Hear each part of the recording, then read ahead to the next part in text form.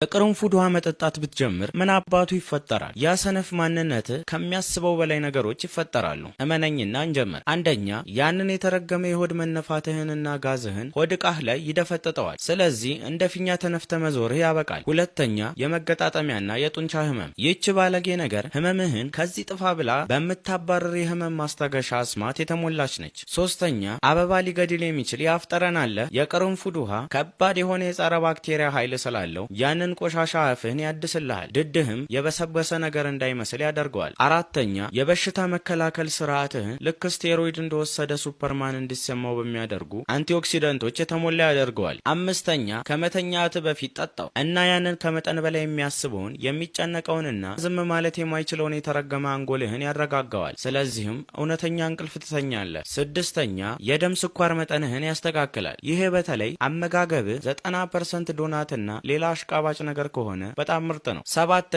ያንን የማይረባ ሰውነትህን ከመርዝ ያጸደዋል። መርዛማ ነገሮችንና ጥገኛ ተዋሲያንን ጠራርጎ ያስወጣል። ጉበትህም ያን ያህል እንዳይጠላህ ይረዳዋል። ስምንተኛ፣ አክታ አለብህ። የቅርንፉድ ውሃ ያንን ጉድህን ያጸደዋል። ስለዚህም በመጨረሻ እንደ አህያ ሳታናፋ በስርዓት መተንፈስ ትችላለህ። ስለዚህ ማይረባ ሰውነትህ የበለጠ ለማወቅ ዶክተር አበሻን ፎሎ አድርግ።